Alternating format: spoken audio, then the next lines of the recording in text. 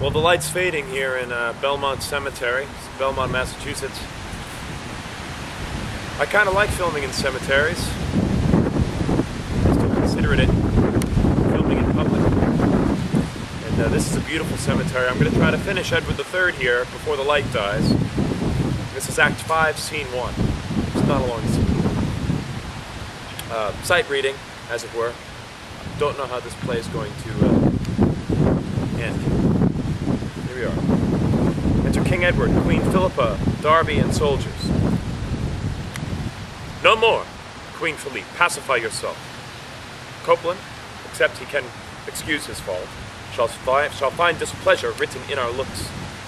And now into this proud resisting town. Soldiers, assault! I will no longer stay to be deluded by their false delays. Put all to sword and make the spoil your own. Enter 6 citizens in their shirts, barefoot with halters about their necks. Mercy, King Edward, mercy, gracious lord. Contemptuous villains, call ye now for truce?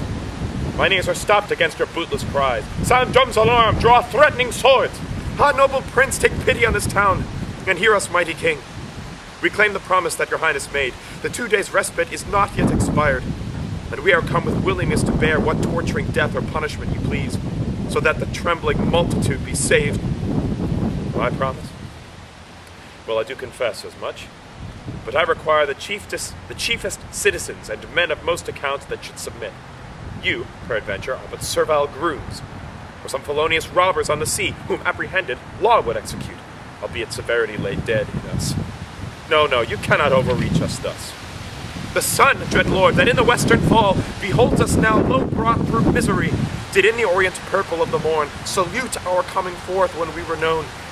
Or may our portion be with damned friends. If it be so, then let our covenant stand. We take possession of the town in peace, but for yourselves, look you for no remorse. But as imperial justice hath decreed, your bodies shall be dragged about these walls, and after feel the stroke of quartering steel. This is your doom. Go, soldiers, see it done. Ah, be more mild unto these yielding men. It is a glorious thing to establish peace, and kings approach the nearest unto God by giving life and safety unto men. As thou intendest to be king of France, so let her people live to call thee king. For what the sword cuts down or fire hath spoiled is held in reputation none of ours. Although experience teach us this is true, that a peaceful quietness brings most delight when most of all abuses are controlled, yet insomuch it shall be known that we, as well can master our affections as conquer other by the dint of sword. Philippe, prevail. We yield to thy request. These men shall live to boast of clemency, and tyranny strike terror to thyself. Long live your highness, happy be your reign. Go get you hence, return into the town. And if this kindness hath deserved your love, learn then to reverence Edward as your king. None might we hear of our affairs abroad. We would, till gloomy winter were o'erspent, dispose our men in garrison a while. But who comes here? And to Copeland and King David. Copeland, my lord, and King David, King of Scots. Is this the proud, presumptuous esquire of the north that would not yield his prisoner to my queen? I am, my liege, a northern esquire indeed, but neither proud nor insolent, I trust. What moved thee then to be so obstinate, to contradict our royal queen's desire? No wilful disobedience, mighty lord, but my desert in public law of arms. I took the king myself in single fight, and like a soldier would be loath to lose the least preeminence that I had won.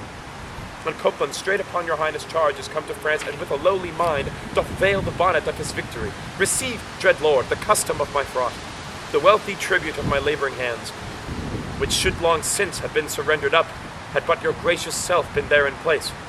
But Copeland, thou didst scorn the king's command, neglecting our commission in his name. His name I reverence, but his person more. His name shall keep me in allegiance still, but to his person I will bend my knee.